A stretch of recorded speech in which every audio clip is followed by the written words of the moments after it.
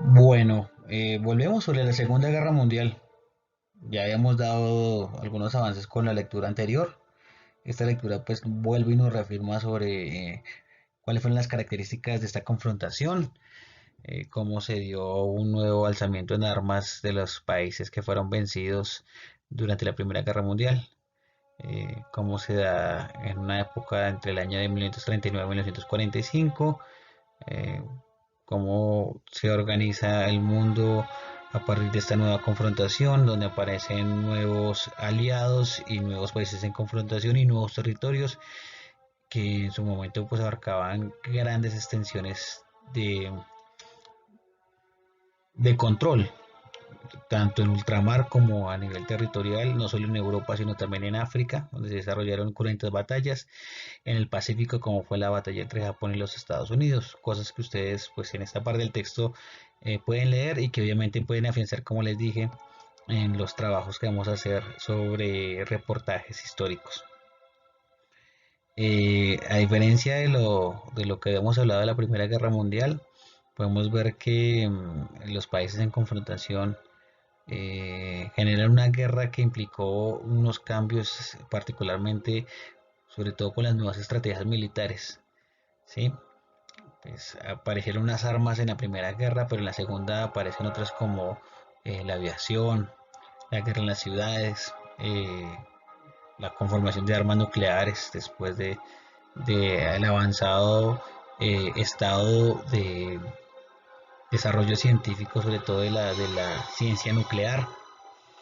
Entonces esto implicó pues que el mundo estuviera inmerso en unas condiciones de guerra total y de una condición de desencanto frente a lo que venía un futuro. Porque a diferencia de la Primera Guerra Mundial, eh, los soldados que enfrentaron este conflicto, particularmente el bloque aliado, no iban con las mismas características de patriotismo, de identidad, de nacionalismo que los caracterizan en la Primera Guerra. Ya habían vivido 4 años de confrontación y volverlos a vivir era una total incertidumbre y obviamente una condición frustrante de vida. Esto pues obviamente llevó a que esta confrontación durara 6 años, finalizada en Europa en el año 1944, la caída también de Berlín, muerte de Hitler, tratado que se dio también a partir de esa muerte, Nuremberg, se dan los juicios también. En el 45, cuando los Estados Unidos, para controlar en su totalidad la arremetida japonesa, que era una arremetida de vida o muerte, y particularmente la muerte era una condición muy pensada por los japoneses. Entonces deciden tomar una de las armas más viles y más caóticas y que generan más incertidumbre y terror, como fue la arma nuclear. Nadie pensaba que en ese entonces, pues en términos humanistas, que esa arma fuera implementada sobre ciudadanos, sino que tal vez una advertencia en algunos lugares cercanos donde se viera el impacto, como pues lo intentaron hacer en algunas zonas de los Estados Unidos y del Pacífico, que eran totalmente despobladas, pero pues la condición de lo deshumano y de la guerra y del poder pues llevó a que estas armas fueran utilizadas en Hiroshima y Nagasaki. Así le hemos venido hablando en otras ocasiones. Eso concluyó la guerra. Después empezaron a organizar nuevas alianzas, nuevos tratados. Aparece las Naciones Unidas, como ya les había mencionado. En la conferencia de Yalta se organizan también cómo van a quedar repartidos los territorios que fueron tomados, sobre todo de la parte alemana. Y empiezan a surgir nuevas instituciones y a construir nuevas alianzas y condiciones de paz a partir de las Naciones Unidas. Y obviamente una nueva forma de ver el mundo repartido y organizado, como ya le habíamos hablado, en dos bloques, capitalista y comunista socialista, por un lado desde el socialismo con la Unión Soviética y otros países que como China, como Cuba, como Vietnam y demás países que tomaron esa parte de control desde el socialismo soviético o desde el socialismo chino, dependiendo de la posición ideológica, y el capitalismo desde el lado occidental estadounidense, inglés y los posteriores países que se fueron sumando a partir de la recuperación de sus estados-nación. Alemania fue dividida en dos, una Alemania oriental, una Alemania occidental, una construcción de un muro que ya le habíamos hablado que fue el muro de Berlín, que por años organizó una Europa de Oriente muy ligada a la organización política y social de la Unión Soviética y una Europa occidental ligada a la propuesta estadounidense e inglesa. Bueno, de esta parte cada vez ya nos acercamos al final. Vamos a trabajar la pregunta 72. Vamos a trabajar la pregunta 74 y terminaremos con la pregunta 76. ¿Listo? Para que lo tengamos presente. Entonces, después de haber leído ambos textos previos donde nos hablaban de que una de las características importantes y fundamentales para la confrontación armada en la Primera y Segunda Guerra, nos preguntan lo siguiente. Si los nacionalismos fueron protagonistas en esta guerra, en la Segunda Guerra Mundial, se puede concluir que, ¿qué podemos decir del papel de los nacionalismos? Entonces vemos las opciones. Se puede decir que el afán de la expansión territorial destruyó gran parte de la población civil. Sí, eso pasó. Digamos que esas fueron las consecuencias. La gente consciente de que eso iba a pasar, sin embargo, por esa condición de querer más y abarcar más, o esos sentimientos de ser los mejores, estar por encima de ser superiores, pues destruyó gran parte de la población civil, sí es cierto. Pero vamos a ver si esa es la respuesta más abarcadora de la conclusión del papel de los nacionalismos. La siguiente opción nos dice que más allá de ser un conflicto militar, implicó también una disputa ideológica. ¿Mm? Es decir, que no solo era una confrontación armada por definición de fronteras, sino que había algo que impulsaba, había un motor que generaba ese conflicto. Y era una idea, obviamente, de control, ¿sí? Una idea de superioridad, por ejemplo, de raza, como el nacionalsocialismo, o una idea de la libertad y la supuesta democracia como la que tenían los aliados, ¿cierto? Entonces, vemos que en esa opción hay una posibilidad grande de respuesta. Nos podemos decir también que los nacionalismos fueron protagonistas por el avance en la industria militar que permitió el posterior desarrollo en la química. Sí, eso ocurrió, pero volvemos a lo que alguna vez hablamos en el primer tutorial. Hay respuestas que son ciertas, pero no tienen nada que ver con el enunciado. Están hablando de los nacionalismos, ¿sí? Y el avance industrial y el avance militar, pues sí permitió el desarrollo de la química, pero no habla de las condiciones ideológicas y las condiciones políticas que marcaron esa idea eh, de patriotismo nacional que abarcó la mayoría de pueblos que intervinieron en la guerra. Y la última opción dice que fue una fuerte oposición entre la ideología del nazismo y la del fascismo. Esta es la que uno descarta porque recuerden que no había, digamos, una oposición clara. Las dos ideologías tenían los mismos principios, aplicados de diferente forma, pero eran muy similares. Entonces es una de las respuestas que no iría nada que ver. Entonces, si quisiéramos dar respuesta correcta y concreta a esta pregunta, diríamos que la opción abarcadora, la respuesta concreta, correcta y mejor ubicada y que mejor explicación tiene es la respuesta B. ¿Listo? Vamos entonces con la 74. La 74 hablan del marco jurídico, es decir, las leyes y normas que surgen en la posguerra de la Segunda Guerra Mundial.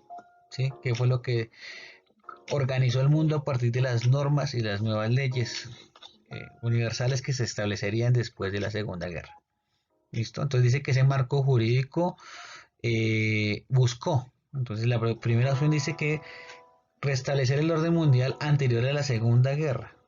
Mm, no podía ser el mismo orden, o no podía restablecer ese mismo orden porque por eso precisamente fue la confrontación, ¿cierto? Entonces es una contradicción.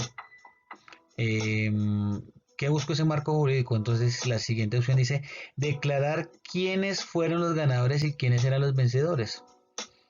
Pues el marco jurídico se establece después de esa declaración.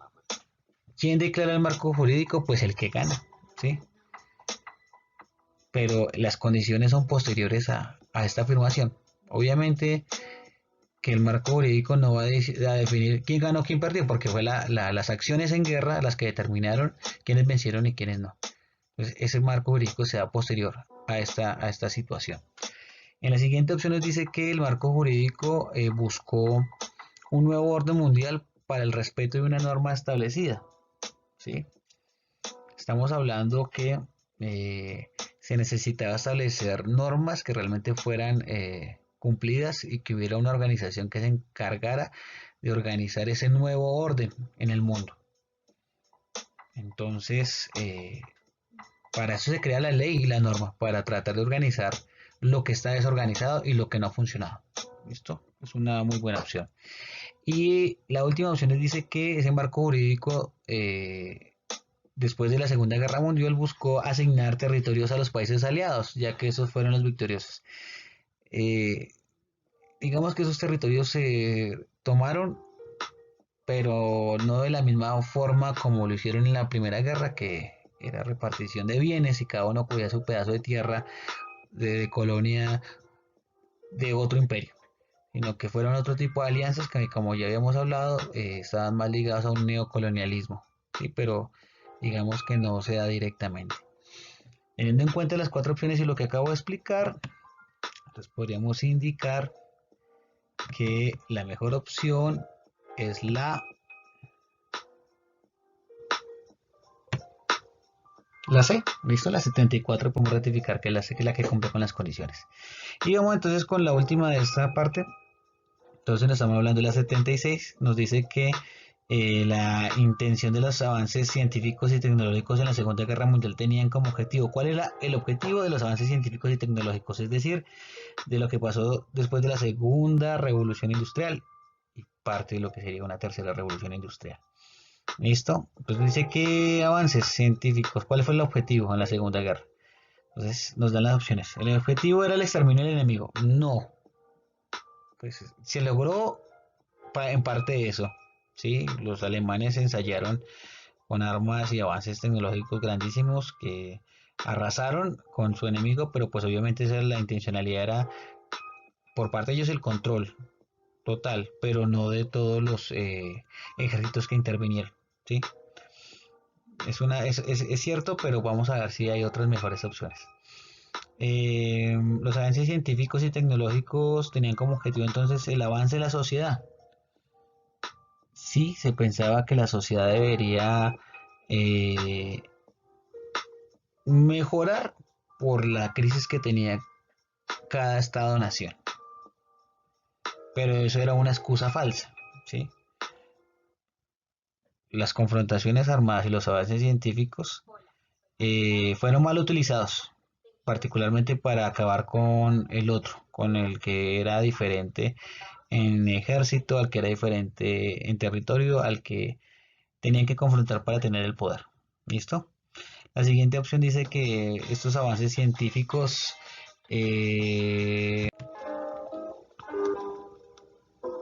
tenían como objetivo el aumento de la riqueza. Sí, tenían como objetivo sí, el aumento de la riqueza era fundamental, pero más allá del aumento de la riqueza, su pretensión tenía que ver con acabar de manera rápida con el enemigo para poder ser ricos. ¿Listo? Y la última opción dice que estos avances tenían como objetivo la búsqueda de la paz.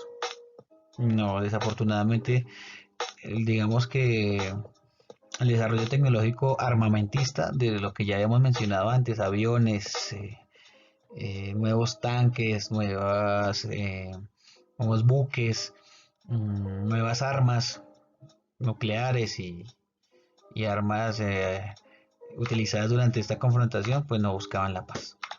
Entonces, teniendo en cuenta lo anterior, podemos decir que la respuesta con mejor condición para la 76, la que cumple con las características, es que pues, se utilizó para esto. ¿Listo? Bueno, nos quedan 3 preguntas. Vamos a darle respuesta a esas preguntas. ¿Listo? Entonces nos dicen que en este apartado nos hablan sobre el nacionalsocialismo y cómo se desarrolló en Alemania.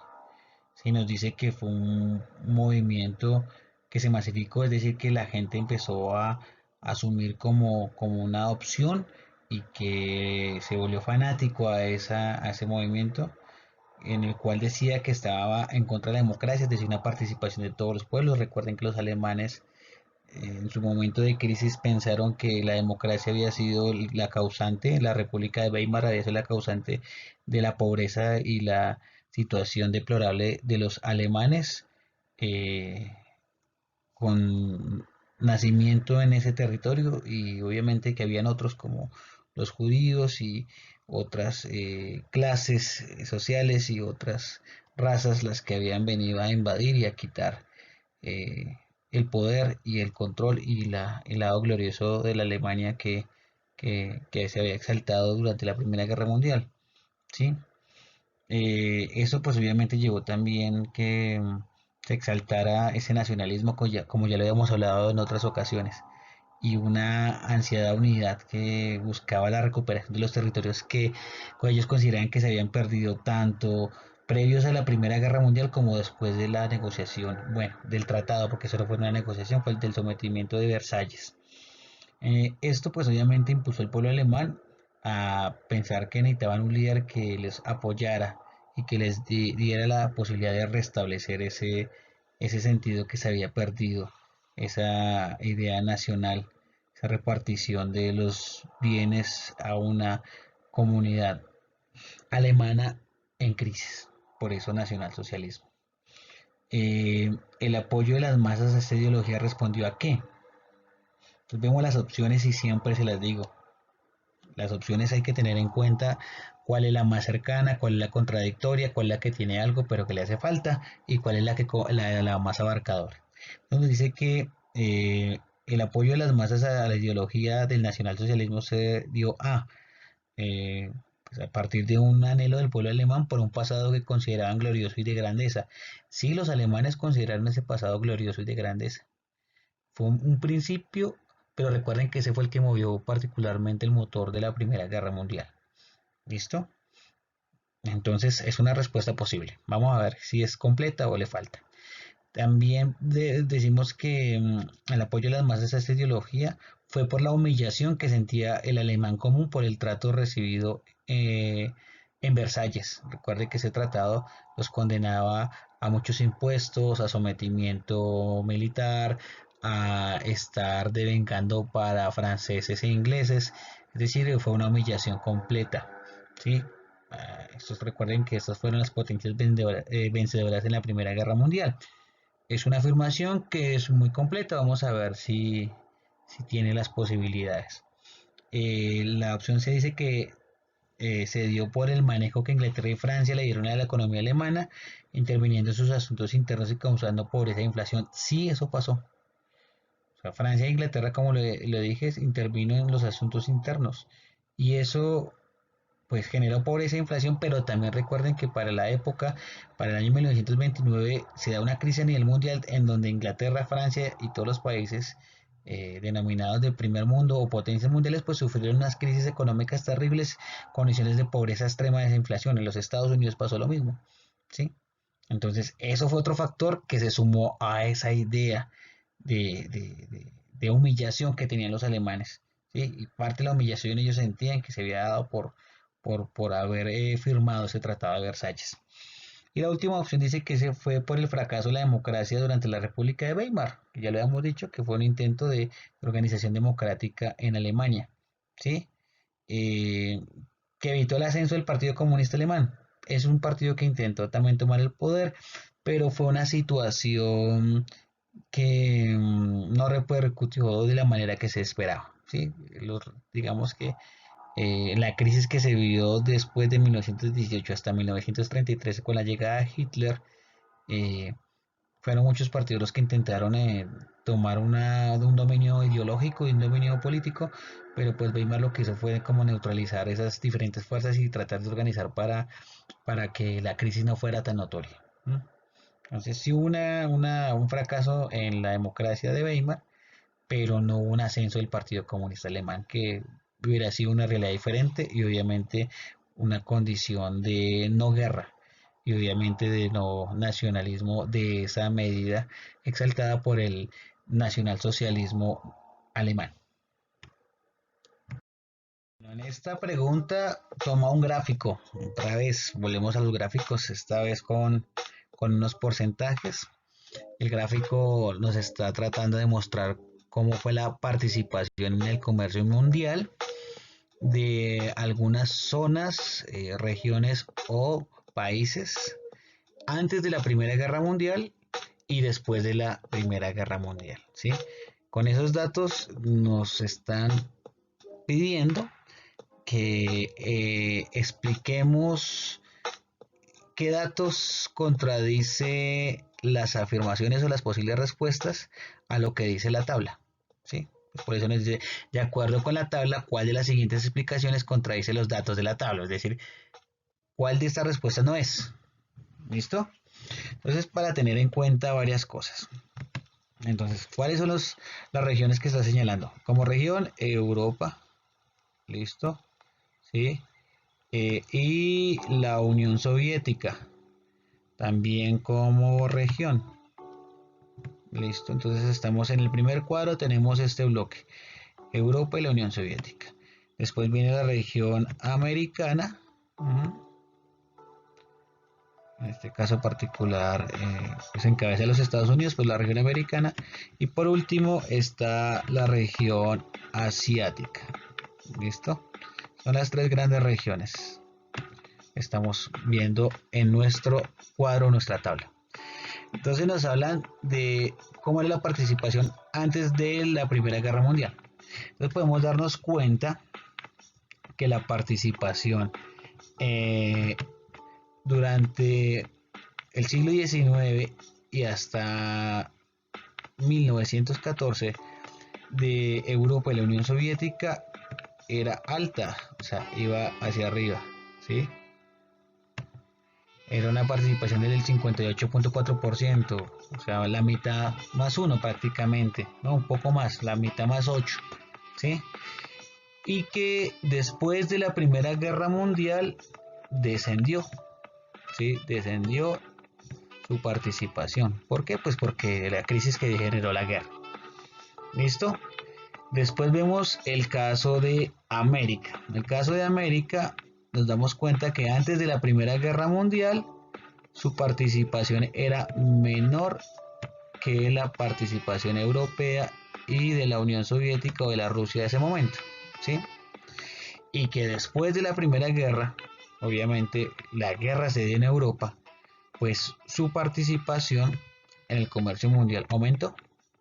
Estados Unidos se conformaría también como una gran superpotencia. ¿Listo? Y en el caso de Asia, pues hay una, digamos, una variación muy pequeña. Si nosotros nos damos cuenta, entre Europa antes de la primera y después de la primera guerra, la variación es significativa. Lo mismo pasa con América, hay una variación significativa, ¿sí? De estar abajo hasta el arriba. Para el caso de Asia, pues digamos que la relación no es tan alta, ¿sí? No es tan amplia. Decimos que participaban antes de la primera, antes de la primera un 12.1, o sea, era inferior a lo que pasaba con Europa y que aumentó, pero muy poco después de la Primera Guerra Mundial. ¿Listo? Teniendo en cuenta eso, entonces vamos a mirar las opciones. Es decir, la opción A, la Primera Guerra Mundial aumentó la actividad productiva de Europa y impidiendo que otras regiones aumentaran su participación en el comercio mundial. Entonces, vamos a mirar de acuerdo a lo que acaba de explicar, si ustedes me dicen si esa es correcta o no. Es posible, pero no sabemos si es segura. La opción B dice que América aumentó su participación en el comercio mundial gracias al impulso que dio la industria y de sus importaciones. Nos están dando un dato, pero no sabemos si ese dato lo está planteando la tabla. Creo que la tabla nos está diciendo exactamente eso. La opción C dice que la Primera Guerra Mundial ayudó a disminuir la participación de Europa en el comercio y fomentando por ello procesos de desarrollo industrial en otras latitudes. Sí, hay una posibilidad. Eh, la opción D nos dice que luego de la Primera Guerra Mundial, Europa y la Unión Soviética disminuyeron su participación en el comercio mundial. Y también es notorio porque disminuyó su participación, estaban en guerra, ellos perdieron. Fue en su territorio y por obvias razones se dieron esas condiciones. Entonces, miremos el cuadro, miremos las flechitas y nos damos cuenta que la respuesta está muy clara, muy notoria. ¿Listo? Viene la última pregunta con la última respuesta. Eh, Espero que todos los que hayan trabajado hasta este punto lo hayan hecho a conciencia. Si lo hicieron y si se han dado cuenta en la tabla de resultados, pues cómo vamos, sobre todo los que han estado juiciosos, han tenido esa posibilidad de llegar a una puntuación casi perfecta. Ahí hablamos de un rendimiento de estudiantes del 99% y otros que están por encima del 50%, o sea que van muy bien. ¿Listo? Entonces ya estamos cerrando y por eso pues obviamente ese es el último componente a trabajar. En esta pregunta nos hablan sobre algo que pasó después de la Primera Guerra Mundial, algo que ya habíamos mencionado, ¿sí? Hablan de cómo después de la guerra se estableció un nuevo estado, ¿sí? Organizado con diferentes comunidades étnicas, pero que tenían ciertas características raciales similares, ¿sí? Estamos hablando de los eslavos, que formarían parte de lo que se llamaría Yugoslavia, que estuvo vigente hasta eh, los años 90, donde existían, como les decía, diferentes comunidades como serbios, croatas, eslovenos, pero también algunos de descendencias muy cercanas, pero con condiciones de cultura muy diferentes como los albaneses, y eso pues generó antagonismos, es decir, enfrentamientos al interior de ese país. O sea, era un país con muchas etnias y con culturas diferentes, entonces eso genera muchos conflictos. Cuando se cae la Unión Soviética, el bloque comunista, digamos, pierde ese control que tenía sobre Europa Oriental, en los años 90, después de la caída del muro de Berlín también, empiezan a organizarse nuevos estados. Pues buscan obviamente fomentar un principio de historicidad, de etnicidad y obviamente de patriotismo y nacionalismo, ¿sí? Entre esos, pues los que tomaron una de esas posturas fueron los serbios, que en su afán de retomar territorio y reorganizar su estado serbio por encima de los otros estados, desató una persecución a sangre y fuego contra los otros grupos poblacionales de la zona. Sí, esto se denominó la Guerra de los Balcanes. Hay unos documentales muy chéveres de History que ustedes pudieran ver, serían espectaculares porque se dan cuenta que también en Europa en los años 90 hubo unos genocidios, unas matanzas y una guerra donde el mundo occidental se escondió, se tapó y dejó que pasara, porque obviamente no les afectaba directamente su condición de económica ni geoestratégica, por eso fueron muy pocos las resistencias que al principio se dieron contra los serbios, todo lo que hicieron contra las regiones de Kosovo particularmente,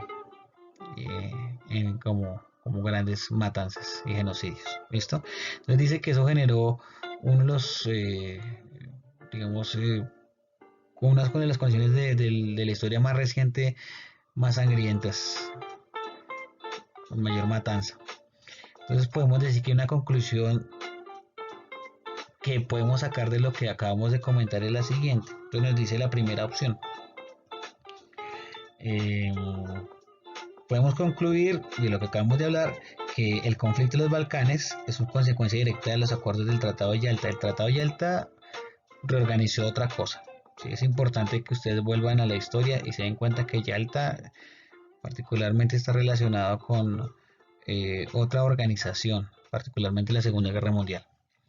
La opción B nos dice que podemos concluir que para formar un país se necesita que se consideren los procesos históricos y culturales propios, es decir, lo que conserva cada comunidad, cada etnia, ¿sí? Que se respeten esos principios y desde ahí se tienen que determinar su autenticidad y obviamente su posición sobre un territorio y que esto debe estar por encima de imposiciones externas, es decir, que no puede otros venir a determinar cuál es su territorio, quiénes pueden vivir ahí, hasta dónde llega la frontera. ¿Listo? La opción C nos dice que Yugoslavia fue una nación que se construyó de acuerdo con los intereses de todos los pueblos que habitaban la región. ¿No? Ahí acaban de decir, y le acabamos de leer, que los albaneses y los otros pueblos eran antagonistas, es decir, que cuando los metieron en la misma bolsa, en el mismo paquete, en el mismo territorio, automáticamente se generaron muchas confrontaciones porque tenían diferencias muy grandes histórico-culturales. Y por último dice que los albaneses son una comunidad diferente a los demás componentes étnicos de Yugoslavia. Tienen sus diferencias, pero hace parte de ese componente de los grupos eslavos que dominaron durante siglos esa región de Europa. Entonces, si nos damos cuenta ya para cerrar, esta es la última respuesta, la que mejor crea las condiciones y la conclusión más acertada después de la lectura entre líneas, después de haber analizado el texto y después de haber dicho qué era lo que se necesitaba para que realmente no se diera esa confrontación, podemos decir que la respuesta correcta es la B. Entonces, muchachos, hasta aquí terminamos. Muy extenso, lo sé, pero los que tengan la posibilidad de verlo, espero que lo retomen. Los que no lo han hecho, va a ser un material importante. Las actividades que se hacen obviamente para este año seguirán trabajándose la lectura entre líneas. Esta vez lo hicimos desde el componente de las pruebas a ver, el componente evaluativo. Este es el primer bloque del semestre. Va a haber otro que está relacionado con América Latina, lo que tiene que ver con Colombia y la lectura sobre violencia y conflicto y competencias ciudadanas. Entonces eso va a ser para la segunda parte del año y eso es lo que se va a presentar aproximadamente en los próximos 6 meses. Espero que hayan aprendido, espero que lo aprovechen. Esto es un ejercicio que no es fácil hacer, pero que pues obviamente es necesario porque en muchas ocasiones nosotros llegamos a las pruebas y no tenemos las herramientas suficientes. Y los que aprovechamos este tipo de tutoriales, pues vamos a poder mejorar no solo en la valoración de este ejercicio, sino poder hacer lo mismo y aplicarlo a otras actividades, tanto de ciencias sociales como las que vean posteriormente para el componente de filosofía, economía, política y otras asignaturas que son complementarias a este trabajo. Hasta aquí este tutorial. Recuerden que, como se los dije, es fundamental. En algún momento tendrán que hacerlo. Sí, esperemos que las condiciones cambien. Por eso hablamos que en los próximos 6 meses, pero por lo pronto, que al momento que ustedes se vinculen a la prueba, se metan en el cuento, se piensen, se den cuenta que pues hay personas que han hecho el ejercicio de manera juiciosa, y hay otros que han tenido buena lectura y otros que no han necesitado leer.